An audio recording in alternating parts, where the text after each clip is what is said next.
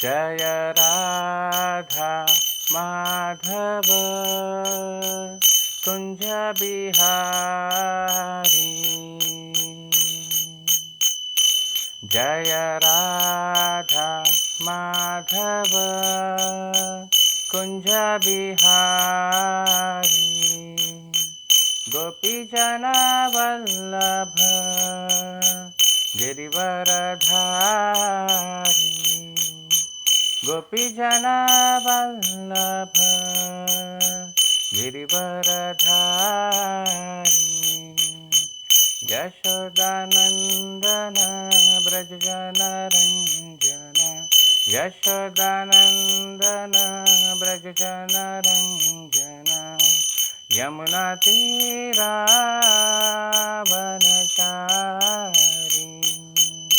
यमुनातीरावनचारी। जय राधा माधव कुंज बिहारी। गोपीजन वल्लभ गिरिवरधारी। यशोदानंदन ब्रजजनरंजन। यशोदानंदन ब्रजजनरंजन। यमुनातीरावनचारी। जय राधा माधव कुंज बिहारी। हरे कृष्णा कृष्ण कृष्ण हरे हरे। हरे राम राम राम हरे हरे। हरे कृष्ण कृष्ण कृष्ण हरे हरे। हरे राम राम राम हरे हरे। हरे कृष्ण कृष्ण कृष्ण हरे हरे। हरे राम राम राम हरे हरे। जय प्रभुपद जय प्रभुपद। प्रभुपाद श्रील प्रभुपाद।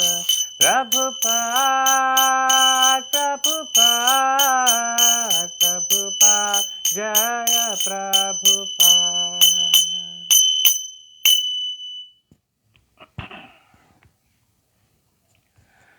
ओम नमो भगवते वासुदेवाय। ओम नमो भगवते वासुदेवाय। ओम नमो भगवते वासुदेवाय। नारायणं नमस्कृत्यं नरं चैव नरोत्तमं देवीं सरस्वतीं व्यासं ततो जयमुदीरयेत्। नष्टप्रायेषु अभद्रेषु नित्यं भागवत सेवया भगवती उत्तमा श्लोके भक्तिर्भवति नैष्ठकी। कृष्णाय वासुदेवाय देवकी नंदनाय च नंदगोपकुमाराय गोविंदाय नमो नमः।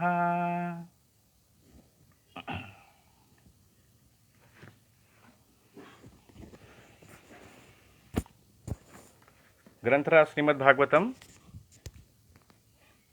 स्कंद 6 अध्याय 1। अध्याय का शीर्षक है अजामिल के जीवन का इतिहास। श्लोक क्रमांक 11। श्री बादरायणी रुवाच। कर्मणा कर्म निर्हारो न हि आत्यंतिक इष्यते अविद्वत् अधिकारित्वात् प्रायश्चित्तं विमर्शनम्। कर्मणा कर्म निर्हारो न हि आत्यंतिक इष्यते अविद्वत् अधिकारित्वात् प्रायश्चित्तं विमर्शनम् कर्मणा कर्मनिर्हारो न हि अत्यन्तिक इष्यते अविद्वत् अधिकारित्वात् प्रायश्चित्त विमर्शनम्। शब्दशः अनुवाद। श्री बादरायणी उवाच। व्यासपुत्र शुकदेव गोस्वामी ने उत्तर दिया, कर्मणा कर्म से, कर्म निर्हारः सकाम कर्मों का निराकरण, न नहीं, ही निसंदेह, आत्यंतिकः अंतिम, इष्यते संभव होता है, अविद्वत् अधिकारित्वात् ज्ञान हुए बिना, प्रायश्चित्तम असली प्रायश्चित, विमर्शनम वेदांत का पूर्ण ज्ञान। अनुवाद तथा तात्पर्य। ऐसी भक्ति वेदांत स्वामी महाराज श्रील प्रभुपाद द्वारा। श्रील प्रभुपाद की जय। वेद व्यास पुत्र शुकदेव गोस्वामी ने उत्तर दिया, हे राजन, चूंकि अपवित्र कर्मों को निष्प्रभावित करने के उद्देश्य से किए गए कर्म भी सकाम होते हैं, अतएव वे मनुष्य को सकाम कर्म करने की प्रवृत्ति से छुटकारा नहीं दिला सकते। जो व्यक्ति अपने को प्रायश्चित के विधि विधानों के अधीन बना लेते हैं, वे तनिक भी बुद्धिमान नहीं है, अपितु वे सभी तमोगुण में होते हैं। जब तक मनुष्य तमोगुण से मुक्त नहीं हो जाता, तब तक एक कर्म का दूसरे से निराकरण करने का प्रयास करना निरर्थक है, क्योंकि इससे मनुष्य की इच्छाओं का उन्मूलन नहीं होगा। इस तरह ऊपर से पवित्र लगने वाला व्यक्ति निसंदेह पापपूर्ण कर्म करने के लिए उन्मुख होगा। अतएव असली प्रायश्चित तो पूर्ण ज्ञान अर्थात वेदांत में प्रबुद्ध होना है, जिससे मनुष्य परम सत्य भगवान को समझता है।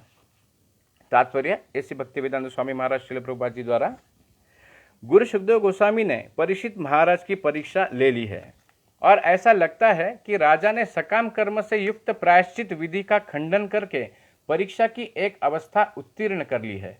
अब शुकदेव गोस्वामी चिंतन परक ज्ञान के पद का सुझाव रख रहे हैं। कर्मकांड से ज्ञानकांड की ओर अग्रसर होते हुए वे प्रायश्चित्तम विमर्शनम, असली प्रायश्चित तो पूर्ण ज्ञान है, का सुझाव रखते हैं। विमर्शन चिंतन परक ज्ञान के अनुशीलन का द्योतक है। भगवत गीता में ज्ञान से विहीन कर्मियों की तुलना गधों से की गई है। भगवत गीता में कृष्ण कहते हैं, नमाम दुष्कृतिनो मूढ़ा प्रपद्यन्ते नराधमाः माया अपहृत ज्ञाना आसुरम भावमाश्रिता। वे दुष्ट जो नितांत मूर्ख है, मनुष्यों में अधम है, जिनका ज्ञान माया ने हर लिया है, और जो असुरों के नास्तिकवादी स्वभाव में भागीदार बनते हैं, वे मेरी शरण में नहीं आते। इस तरह वे कर्मी जो पाप कर्म में लिप्त रहते हैं और जीवन के असली लक्ष्य को नहीं जानते, मूढ़ या गधे कहलाते हैं। किंतु विमर्शन की व्याख्या भगवत गीता में भी हुई है, जहाँ पर कृष्ण कहते हैं, वेदेश्च सर्वैर अहमेव वेद्यः। वैदिक अध्ययन का उद्देश्य पूर्ण पुरुषोत्तम भगवान को समझना है। यदि कोई वेदांत का अध्ययन करता है और चिंतन परक ज्ञान में ही प्रगति करता है, परंतु परमेश्वर को नहीं समझता, तो वह मूढ़ का मूढ़ बना रहता है। जैसा कि भगवत गीता में 7.19 में कहा गया है, जब मनुष्य कृष्ण को समझता है और उनकी शरण में आ जाता है, तभी उसे असली ज्ञान प्राप्त होता है। बहुनाम जन्मनाम अन्ते ज्ञानवान माम प्रपद्यते।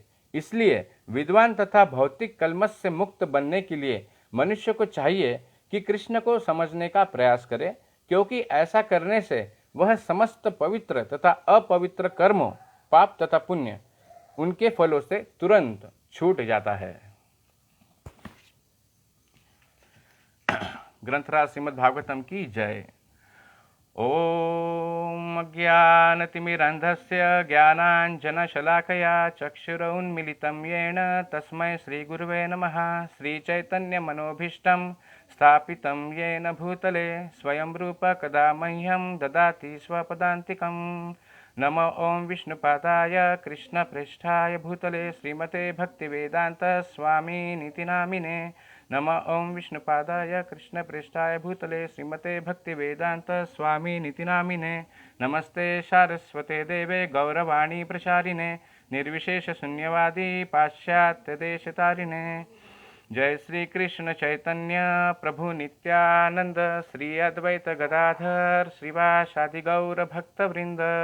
हरे कृष्णा कृष्णा कृष्णा हरे हरे, हरे राम राम राम हरे हरे।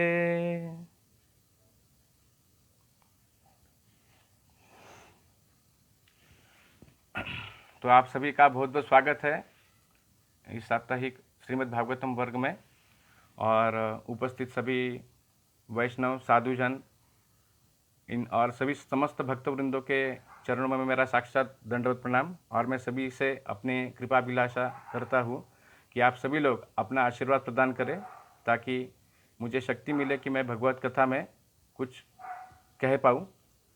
तो गुरु महाराज की संतुष्टि के लिए और प्रभु जी के आदेशों का पूर्णतः पालन करते हुए मैं श्रीमद् भागवत का ये जो छठा स्कंध है इसके पहले अध्याय का 11वां श्लोक आज हम इसका रसास्वादन करने जा रहे हैं।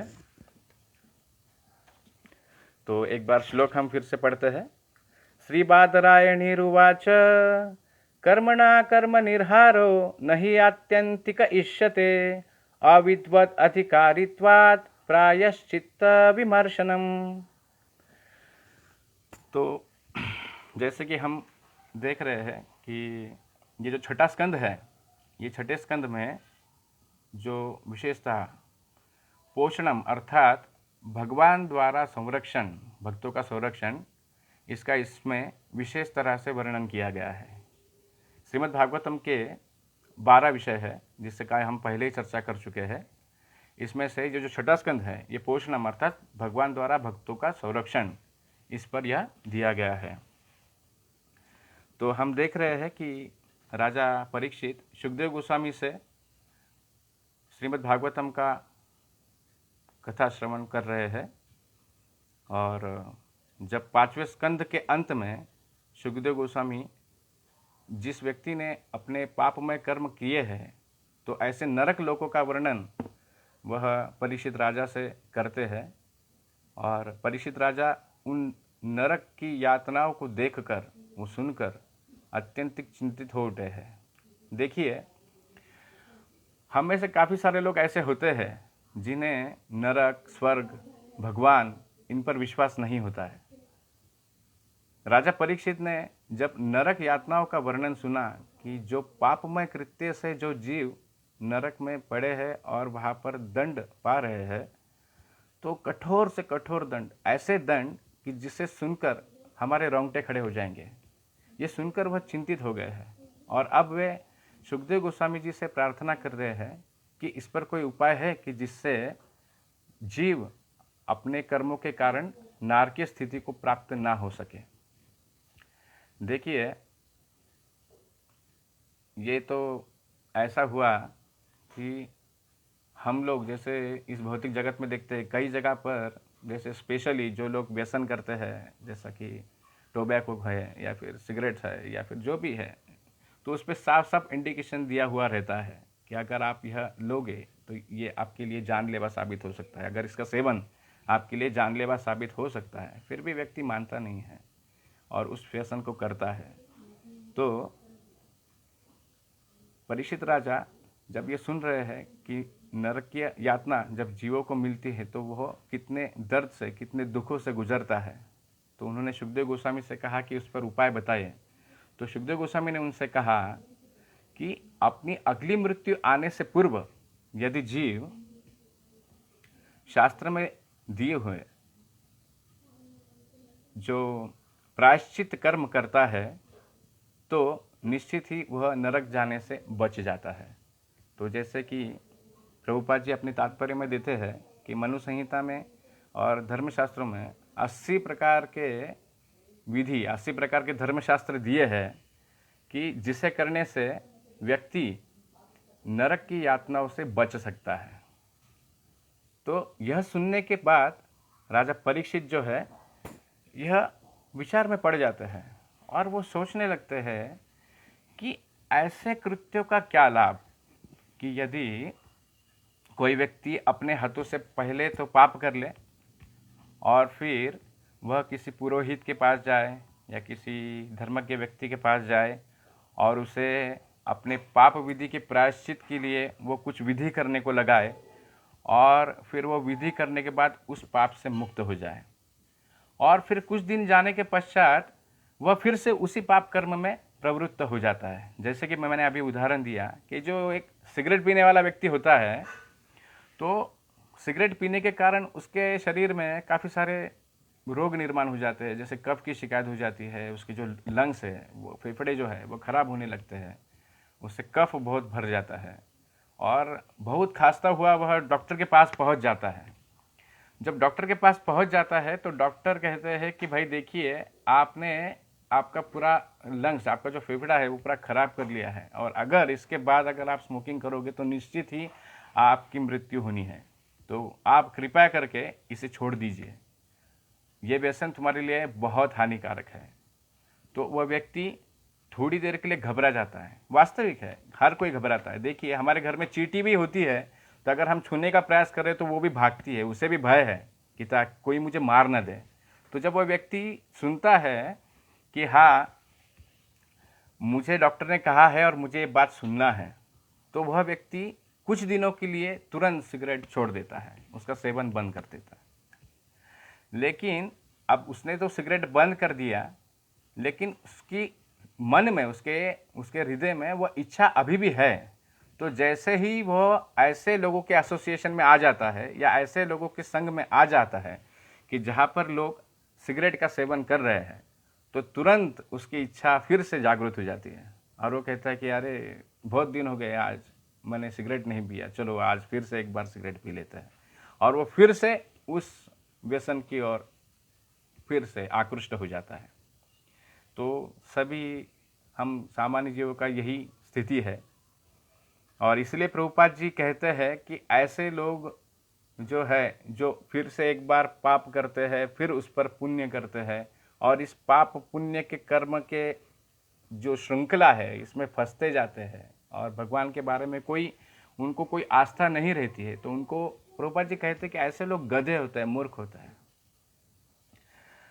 गधे पर से एक छोटा सा बात बताना चाहूँगा कि गधे को एक विशेष शब्द है, गधे को वैशाख नंदन कहते हैं।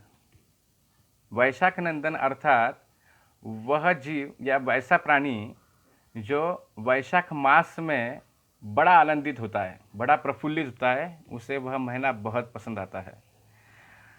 सामान्यतः देखा जाए तो वैशाख महीने में, एक जनरली अप्रैल मई में यह महीना पड़ता है और इस महीने में बहुत धूप, बहुत कड़ी धूप होती है, लू चलता है कई जगह तो, और ऐसे वैशाख महीने से हर कोई सामान्य जीव त्रस्त होता है, बहुत परेशान हो जाता है और वह सोचता है कि ये महीना कब ख़त्म हो, बहुत परेशानी हो रही है, बहुत गर्मी हो रही है।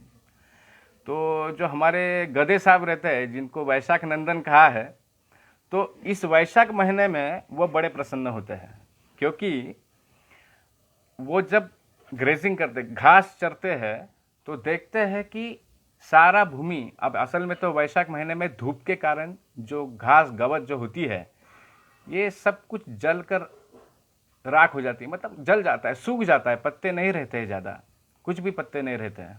और गधा जो है, यह है बहुत ही आराम से जो कुछ उसको घास उपलब्ध होती है उसे खाने का प्रयास करते रहता है। तो जब वह थोड़ा जो कुछ घास, वह सूखा घास खाता है और यहाँ वहाँ देखता है, तो सोचता है कि अरे वाह, मैंने कितना सारा घास खा लिया, देखिए मैंने कितना सारा घास खत्म कर दिया, इस भूमि पर तो ज़रा भी घास नहीं बचा है। और ये सोचकर वो बहुत खुश हो जाता है और बहुत खुश होकर वो उस महीने में, वैशाख महीने में, उसका वजन भी बढ़ जाता है, हेल्दी हो जाता है। गधा एकमेव ऐसा प्राणी है जो उस वैशाख महीने में हेल्दी हो जाता है। अगर किसी के पास, किसी के आसपास में अगर कहीं गधा हो, तो आपने अभी हाल ही में वैशाख महीना ख़त्म हुआ है, तो वो निरीक्षण कर सकते हैं कि अभी वो जो गधा है वो काफ़ी सुदृढ़ अवस्था में होगा। लेकिन जैसे ही वर्षा का मौसम जैसे ही शुरू होता है और हर जगह पे नई घास, नई तृण जो है वो अंकुरित होने लगती है, बढ़ने लगती है और सारी भूमि जो है वो हरी हो जाती है, और ऐसे समय पर जब गधा वह घास चरने के लिए जाता है, तो वह जैसे ही खाता है, यहाँ वहाँ देखता है, सोचता है कि अभी तक तो मैंने कुछ भी ख़त्म नहीं किया है, अरे बाप रे, माय गॉड, ये तो अभी तक कुछ भी ख़त्म नहीं हुआ है। तो ये चिंता में रह रहे के वो जो गधा है, उसकी प्रकृति जो है वह कम हो जाती है, उसकी तबीयत कम हो जाती है, वो दुबला होने लगता है, दुर्बल होने लगता है। तो सामान्य जीवों का इसी प्रकार होता है कि इसे हम अपनी भौतिक जीवन में अगर देखा जाए तो व्यक्ति इसी प्रकार से जीवन जगते रहता है, मूर्खता की तरह, कि जो भी उपलब्धि उसे हासिल होती है कभी कभी वह सोचता है कि यह सब मैंने हासिल किया है, यह सब कुछ जो है मेरे शक्ति के ऊपर हुआ है। और कभी कभी ऐसा होता है कि बहुत कुछ पा लेने के बाद भी वह चिंतित रहता है कि कैसा होगा, अभी तो बहुत कम है और मुझे तो और धन चाहिए, मुझे तो और कुछ चाहिए। तो उसकी अभिलाषाएं जो है यह कभी समाप्त नहीं होती है और ऐसा ही उसका जीवन बीतते जाता है। इसलिए अगर हम देखेंगे कि पिछले दो श्लोक पूर्व महाराज परीक्षित कहता है कि दृष्ट श्रुताभ्याम अर्थात कि हमने देखा है या हमने सुना है। जैसे राजा परीक्षित स्वयं राजा है, तो दरबार में रोज कोई ना कोई अपराधी आते हैं जिन्हें वे दंड देते हैं, और साथ ही साथ शास्त्रों के माध्यम से, वैष्णवों के माध्यम से, साधुओं के माध्यम से वह श्रवण भी करते हैं कि ऐसे लोग होते हैं जो बार बार पाप में कृत्यों में जो है लिप्त रहते हैं और फिर दंड पाते हैं, और दंड पाने के बाद फिर से वही पाप में कृत्यों में जो है वह लिप्त हो जाते हैं। जेल में जो है कोई व्यक्ति मर्डर करके जाता है या फिर चोरी करके जाता है, पॉकेटमारी करके जाता है, और वहाँ से आने के बाद वह कुछ दिनों बाद फिर से उसी ट्रैक पर आ जाता है। मतलब यह चक्र चलते रहता है। तो इस चक्र को देखकर राजा परीक्षित अब परेशान है और वह कह रहे कि ऐसे पाप पर पुण्य, पुण्य पर पाप, पाप पर पुण्य करके फायदा क्या है। तो यह तो कोई ठोस उपाय नहीं दिख रहा है जिससे कि व्यक्ति इससे मुक्त हो जाए।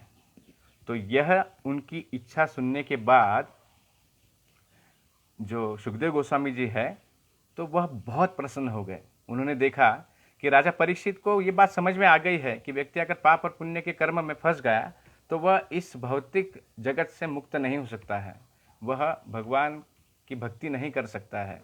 इसलिए एक्चुअली उन्होंने उनकी परीक्षा ली थी राजा परीक्षित की कि अब उनका इस पर क्या विचार है। लेकिन जैसे ही परीक्षित राजा ने इस चीज़ को ठुकरा दिया, इसे मानने से मना कर दिया, तो वह बड़े प्रसन्न हुए। और फिर आगे वह कहते कि कर्मणा कर्म निर्हारो न ही आत्यंतिक इष्यते अविद्वत अधिकारित्वात् प्रायश्चित्तम विमर्शनम। तो अब वो कहते हैं कि व्यक्ति इस प्रकार से कर्मकांड ना करते हुए ज्ञान का आधार लेके भगवान को जानने का प्रयास कर सकते हैं। देखिए, एक जो प्रामाणिक गुरु जो होता है वह हमेशा अपने शिष्य को शुद्ध भक्ति प्रदान करने का प्रयास करते हैं। जैसे हम देखते हैं, अन्याभिलाषिता शून्यम ज्ञान कर्मादि अनावृतम अनुकूलेन कृष्णानुशीलम भक्ति उत्तमा। तो सामान्यतः देखा जाए तो राजा लोग जो रहते हैं ये कर्मकांड में व्यस्त रहते थे। पहले पूर्व काल में राजा जो है ये कर्म कांडों में व्यस्त रहते थे, अलग अलग प्रकार के यज्ञ किया करते थे। लेकिन श्रीमद् भागवतम में ऋषभ देव अपने पुत्रों से उपदेश में कहते हैं कि नूनम प्रमत्तः कुरुते विकर्म यदेन्द्रिय प्रीतः आपृणोति।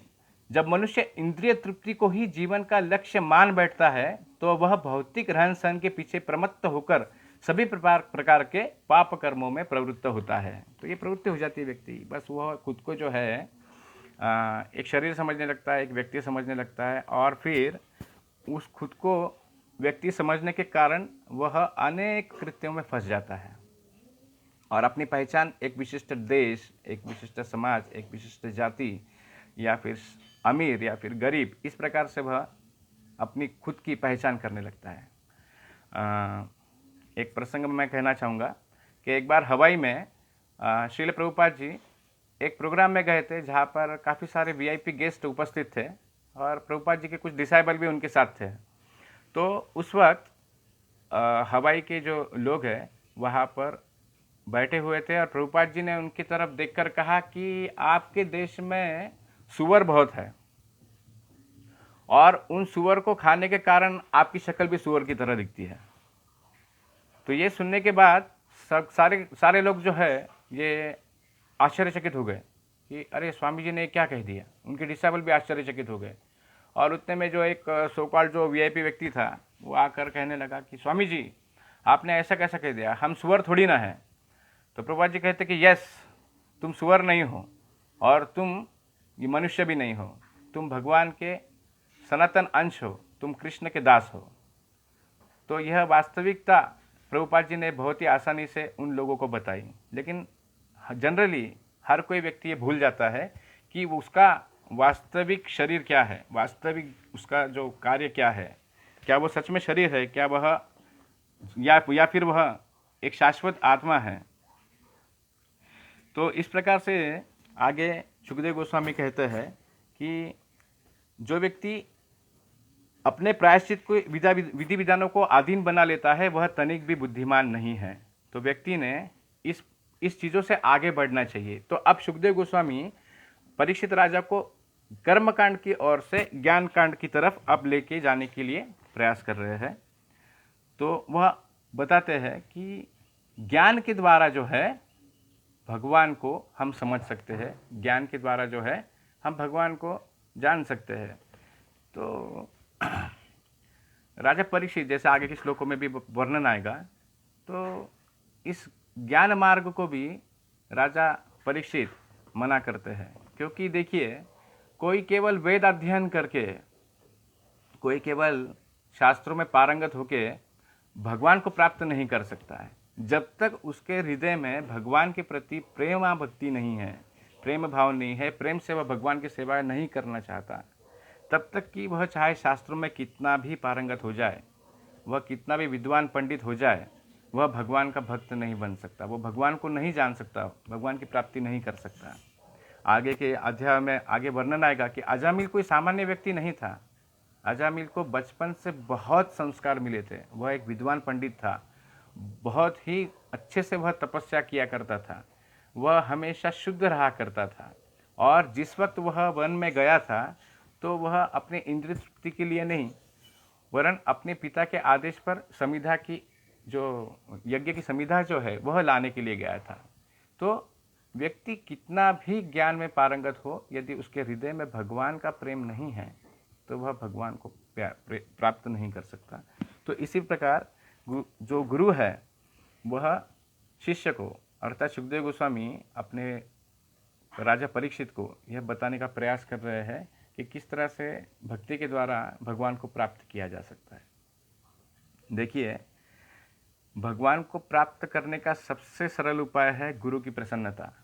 हम अगर अपने गुरु को प्रसन्न कर पाए तो हम बड़ी सरलता से भगवान को प्राप्त कर सकते हैं। जितना हम उनके प्रति शरणागत है तो हमें बहुत जल्दी अवसर मिलता है कि हम अपने भक्ति मार्ग में प्रगति करें और भगवान की सेवा में सम्मिलित हो जाएं। भगवान भी स्वयं कहते हैं, जैसे कि हम देखते हैं 11वें स्कंद में भगवान कहते हैं उद्धव से, न साधयति माम योगो न सांख्यम धर्म उद्धव न स्वाध्यायस्त परस्त्यागो यथा भक्तिर ममोर्जिता। तो किसी भी योग पद्धति द्वारा, हठ योग, ध्यान योग, ज्ञान योग या कर्म योग, तो भगवान कहते हैं या सांख्य योग, जितने भी प्रकार के योग है, आसन है, तो भगवान उद्धव से कहते हैं 11वें स्कंद में कि हे उद्धव, मैं इन योगों के माध्यम से कभी किसी के वशीभूत नहीं होता हूँ, केवल भक्ति के द्वारा ही मैं उनके वशीभूत हो सकता हूँ, भक्तों के वशीभूत हो सकता हूँ। तो जैसे व्यक्ति जो है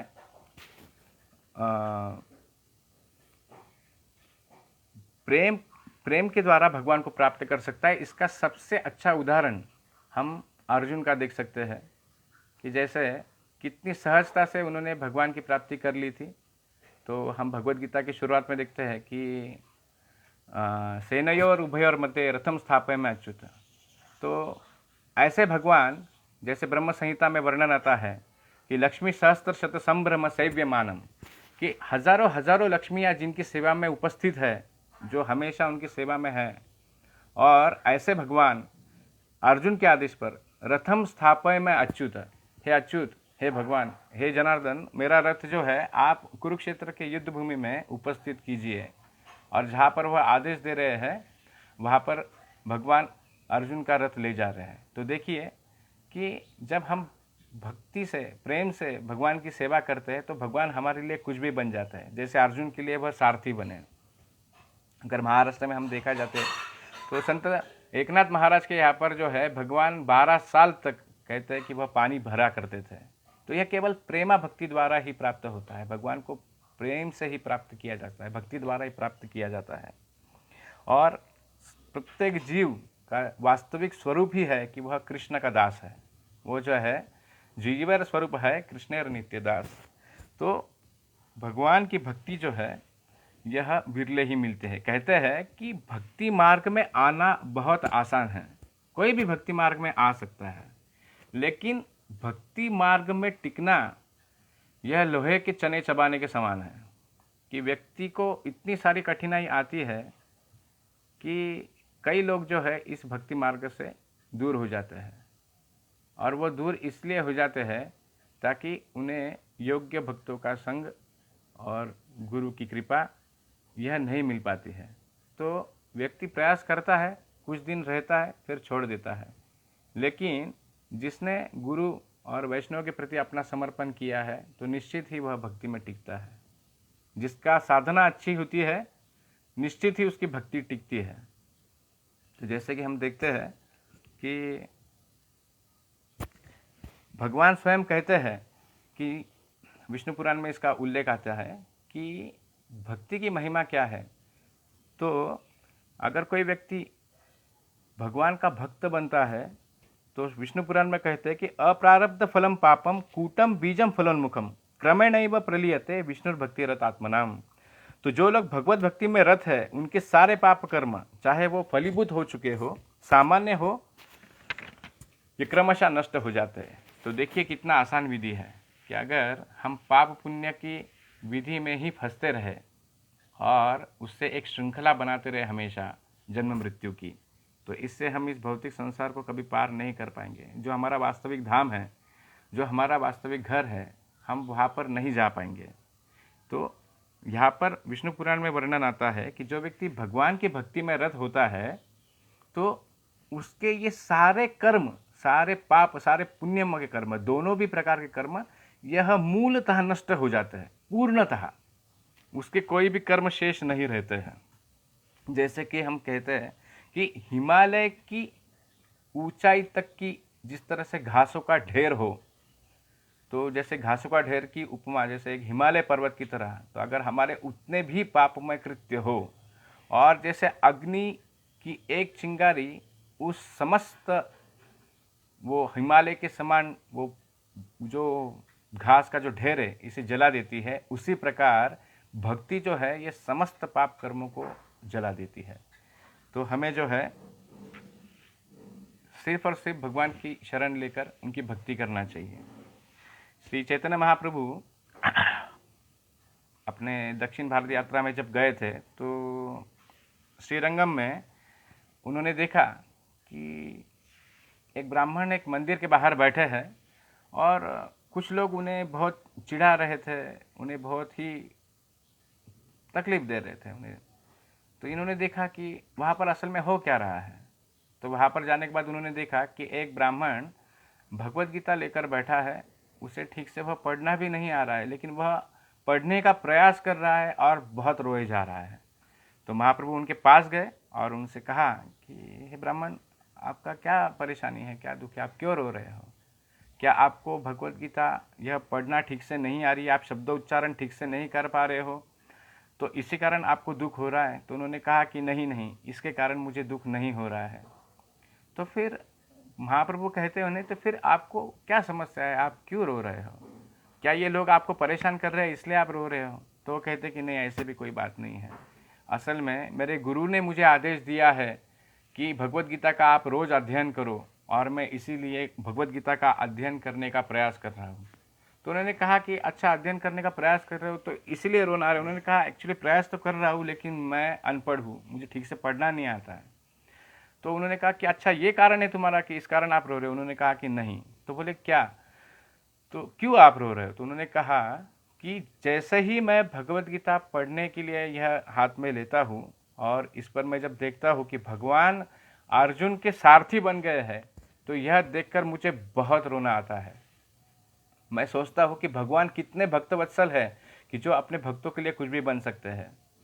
तो जैसे ही उनके मुख से वह सुनते हैं तो महाप्रभु उन्हें आलिंगन देते हैं और कहते हैं कि अरे असल में तो तुम्हें भगवत प्राप्ति हो गई है, तुम्हें समझ में आ गया है कि भगवान क्या है और भगवान को किस तरह से प्राप्त किया जाता है, जो प्रेम तुम्हारे हृदय में है। तो इस तरह से होते हैं भगवान और भगवान की भक्ति।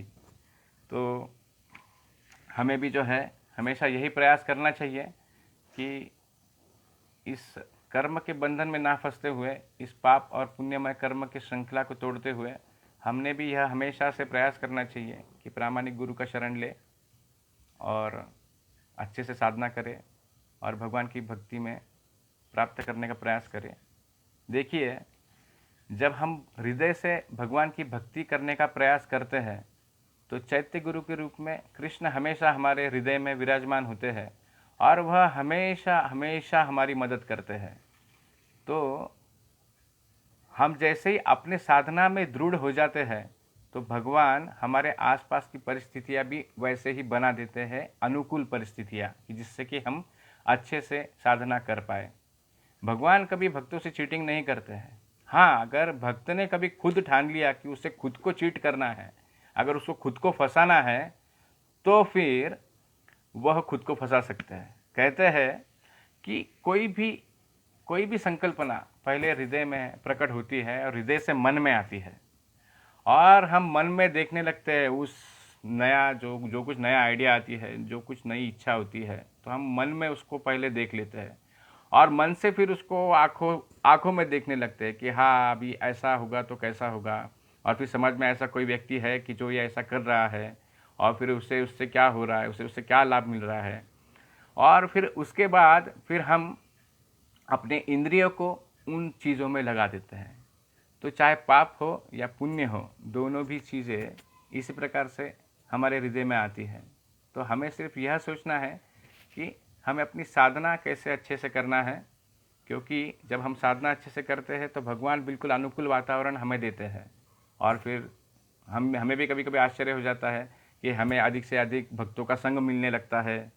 अभी हम तो विशेषतः देखते हैं कि जैसे भी अभी जो लॉकडाउन का समय चल रहा है पिछले 1.5 साल से, तो जो भक्तों के संग में हमेशा लगा रहता है, उनसे कम्युनिकेशन करता है, उनसे बातचीत करता है, उनसे कुछ ना कुछ सीखने का प्रयास करता है, तो वह साधना में अभी तक टिके हुए हैं, वो भक्ति में अब तक जो है आगे बढ़ रहे हैं। और काफ़ी सारे लोग हम ऐसे देख रहे हैं कि जो पिछले 1.5-2 साल से किसी के संपर्क में ना रहने के कारण वो भक्ति से छूट गए हैं। तो यह एक परिस्थिति भगवान ने हमारा, जिस तरह से सुखदेव गोस्वामी ने राजा परीक्षित का टेस्ट लिया, उसी प्रकार हम सभी का यह भगवान परीक्षा ले रहे हैं कि हम अपनी साधना में कितना सीरियस है। हम पहली प्रायोरिटी भगवान को देना चाहते हैं या पहली प्रायोरिटी हम अपने आप को देना चाहते हैं। तो पिछले 1.5 साल से भगवान हमको ये मौका दे रहे हैं और हमने यह प्रयास करना चाहिए कि हम जो है अपनी साधना में हमेशा अच्छे से अच्छे बने रहने की प्रयास करें। तो आज बहुत ही शुभ दिवस है। आज महाप्रभु के नित्य संगी श्रीमान वक्रेश्वर पंडित जी का आज आविर्भाव दिवस है। तो एक 5 मिनट में जो है हम उनके पास टाइम, उनका जो लीला, उनका जो चरित्र है, उनके बारे में सुनने का प्रयास करेंगे। तो श्रीमान वक्रेश्वर पंडित जी जो है, यह जब श्री चैतन्य महाप्रभु इस धरातल पर अवतरित थे उस वक्त यह उनके संगी थे और यह हमेशा नित्य संगी है महाप्रभु के।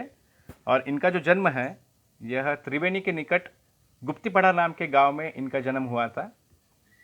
यह बहुत सुंदर नर्तक थे। इनका जो नर्तन है इस पर महाप्रभु भी मुग्ध हो जाते थे। कहते हैं कि एक बार जब महाप्रभु स्वयं कीर्तन कर रहे थे श्रीवास आंगन में, तो महाप्रभु के कीर्तन पर वक्रेश्वर पंडित जी ने 72 घंटे तक की नृत्य किया था। निरंतर वह नृत्य करते रहे और उनका यह नृत्य देखकर महाप्रभु बहुत प्रसन्न हो गए थे और उन्होंने कहा था कि वक्रेश्वर पंडित, आप मेरे एक पंख हो, ऐसा ही मुझे एक और अन्य पंख होता तो मैं आकाश में उड़ जाता। वह उनसे बहुत प्रेम किया करते थे और वक्रेश्वर पंडित के ही कारण देवानंद पंडित जी को जो है वो पुनः कृष्ण प्रेम, कृष्ण भक्ति जो है वो महाप्रभु द्वारा प्राप्त हुई थी। तो एक बार का समय है कि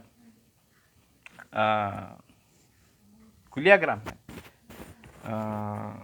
सॉरी क्षमा कीजिए, रामकिली में महाप्रभु और वक्रेश्वर पंडित एक बार जब गए थे तो वहाँ पर देवानंद पंडित जो है तो वह भागवत कथा कर रहे थे। वो बहुत अच्छे भागवत कथाकार थे, तो वो भागवत कथा कर रहे थे और उस भागवत कथा में श्रीवासाचार्य भी सम्मिलित थे। तो भगवान की लीलाओं का वर्णन सुनते हुए वह भाव विभोर हो गए। यह एक शुद्ध भक्त का लक्षण होता है। जब भी वह भगवान के प्रति, भगवान के लीला जब सुनता है तो वह भाव विभोर हो उठता है। तो जैसे श्रीवासाचार्य ने भगवान की लीला वह सुनने लगे तो वह भाव विभोर होने के कारण उनके आंखों से जो है अश्रु की धारा बहने लगी और उसके कारण वहाँ उपस्थित जो विद्यार्थी थे उन्हें ऐसा लगा कि श्रीवासाचार्य के कारण हमें परेशानी हो रही है इस वर्ग में। तो उन्होंने उनको उठाकर बाहर हकाल दिया और हकाल देने के पश्चात श्रीवासाचार्य तो भाव विभोर अवस्था में थे, वो वहाँ से चल पड़े। लेकिन महाप्रभु को ये बात पता चल गई, आखिर में वह भगवान है, सबके हृदय में स्थित है, तो उनको तो ये बात पता चल गई कि मेरे भक्त के प्रति अपराध हो गया है। तो जीवन में हमेशा एक बात का स्मरण रहना चाहिए कि हमने कभी भी वैष्णव अपराध नहीं करना चाहिए। कभी भी जो है अप्रत्यक्ष भी वैष्णव का अपराध नहीं करना चाहिए। तो जैसे ही महाप्रभु को पता चला कि श्रीवासाचार्य का वहाँ पर अपमान हुआ है और देवानंद पंडित ने कुछ भी नहीं कहा है, उन विद्यार्थियों को कुछ भी उन्होंने नहीं कहा है, तो उन्होंने कहा कि वो क्रुद्ध हो गया और उन्होंने कहा कि चाहे वह कितना भी, देवानंद पंडित जो है चाहे कितना भी भागवत कथा कर ले, उसके हृदय में मेरे प्रति प्रेम नहीं रहेगा, कृष्ण के प्रति प्रेम नहीं रहेगा। तो भागवत दो प्रकार के होते हैं, एक ग्रंथ भागवत और एक व्यक्ति भागवत। तो श्रीवासाचार्य ये स्वयं व्यक्ति भागवत है, उनका जो चरित्र है ये स्वयं व्यक्ति भागवत है वह। तो ऐसे व्यक्ति ये, जैसे महाप्रभु कहते हैं कि श्रीमद् भागवत ग्रंथ और व्यक्ति भागवत यह अभिन्न होते हैं, इनमें कोई भेद नहीं है। और फिर देवानंद पंडित जो है, इन्हें उनके क्रुद्ध होने के कारण उनके हृदय से भगवत प्रेम जो है वह नष्ट हो गया। कुछ दिनों पश्चात जब कुलियाग्राम में वक्रेश्वर पंडित आए हुए थे और उन्होंने 2 प्रहर, एक प्रहर लगभग 3 घंटे का होता है, तो उन्होंने 2 प्रहर तक मतलब 6 घंटा तक नृत्य किया।